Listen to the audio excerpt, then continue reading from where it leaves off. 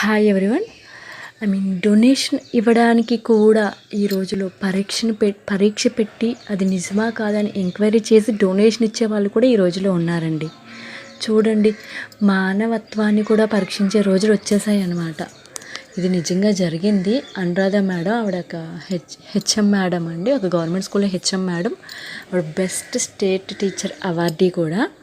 ఆవిడ దగ్గర నుంచి నేను నేర్చుకున్న పాఠం ఈరోజు జస్ట్ మనందరికీ షేర్ చేయాలనుకుంటున్నాను.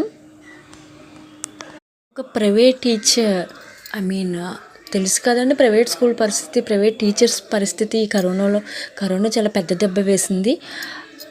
20,000 బిలో శాలరీ తీసుకునే వాళ్ళు 80% ప్రైవేట్ టీచర్స్ ఉంటారండి. ఈ కరోనాలో వాళ్ళ శాలరీ హాఫ్ అయిపోయింది. ఈవెన్ 10,000 శాలరీ తీసుకునే వాళ్ళు 5,000 తీసుకోవడం జరిగింది. నేనే విన్నానండి 1-2 కథలు. సూసైడ్ చేసుకోవడం, కొంతమంది వేరే ప్లేస్లో వర్క్ చేసే వాళ్ళు అక్కడ రెంట్ పే చేయలేక ఇంటికి రావాలా, అక్కడ ఉండి వర్క్ చేయాలా వాళ్ళకి అర్థం అవ్వలేదు ఆన్లైన్ క్లాసెస్ పరిస్థితుల్లో. సో అలాంటి జాబ్ కోల్పోయిన వ్యక్తి ఆవిడ దగ్గరికి వెళ్ళారంట.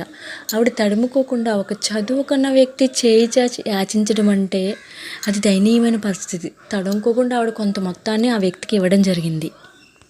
బాగానే ఉంది. అదే వ్యక్తి వేరే టీచర్స్ దగ్గరికి లేకపోతే వేరే వ్యక్తుల దగ్గరికి వెళ్ళినప్పుడు వాళ్ళు చదువుకున్న వ్యక్తి ఎంత చూడడానికి బాగానే ఉన్నాడు కదా, అతని అడగడం ఏంటి అనేసి అది నిజమా కాదా తెలుసుకోవడానికి ఆ వ్యక్తి మీద ఎంక్వైరీ చేశారంటండి.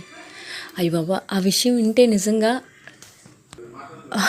ఇచ్చే డొనేషన్ కూడా ఇంత ఎంక్వైరీ చేస్తారా అనిపించింది. ఆవిడ నాకు ఒకటే చెప్పారు, అమ్మ అది మనం ఇచ్చేది డొనేషన్ కదా, వాళ్ళకి జాబ్ ఇవ్వడమో లేకపోతే ఇంకొకటి మనం చేయట్లేదు కదా, వాళ్ళు అడగడానికి వచ్చారంటే వాళ్ళు ఏ పరిస్థితుల్లో అర్థం చేసుకుని మనం ఎంత ఇవ్వగలమో అంత మొత్తం ఇచ్చి పంపించాలి, లేదా లేదని చెప్పాలి. అంతేకాని మనం ఇచ్చే దానాన్ని కూడా పరీక్ష పెట్టి నిజమా కాదా అన్ని చేయాల్సిన అవసరం లేదండి. ఇచ్చే మనసున్న వాడికి ఎక్కడైనా ఏమైనా చేయాలనిపిస్తుంది.